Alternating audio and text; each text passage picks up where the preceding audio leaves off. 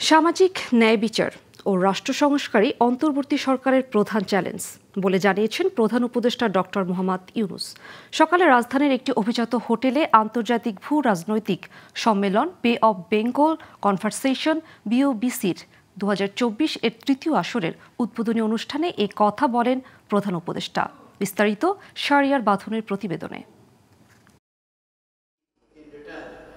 সকালে রাজধানীর অভিজাত হোটেলে এ ফ্র্যাকচার ওয়ার্ল্ড শিরোনামে শুরু হওয়া আন্তর্জাতিক ভূ রাজনৈতিক সম্মেলন বে অব বেঙ্গল কনভারসেশন 2024-এর উদ্বোধনী অনুষ্ঠানে যোগ দেন অন্তর্বর্তী সরকারের প্রধান উপদেষ্টা ডক্টর মোহাম্মদ ইউনূস।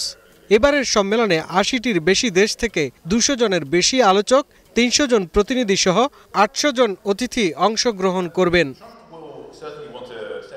প্রধান উপদেষ্টা বলেন, দেশের সামাজিক ন্যায় বিচার প্রতিষ্ঠা ও রাষ্ট্র সংস্কারই অন্তর্বর্তী সরকারের প্রধান চ্যালেঞ্জ। এই চ্যালেঞ্জ মোকাবেলায় সবাইকে ধৈর্য ধরার আহ্বান জানান তিনি। We live in times marked by challenges and complexities. Whether it is economic disparity, social injustice, or the threat of climate change, we face issues that are overwhelming. Doctor Yunus পরিবেশ বিপর্যয় ও সভ্যতার ব্যর্থতার কারণ হিসেবে তিনি শুধু পরিবেশকে দায়ী না করে মানুষের মুনাফার পেছনে ছোটাকেও অন্যতম কারণ হিসেবে উল্লেখ করেন। এ থেকে উত্তরণে 3-0-র ভিত্তিতে সভ্যতা গড়ে তোলার আহ্বানও জানান প্রধান উপদেষ্টা।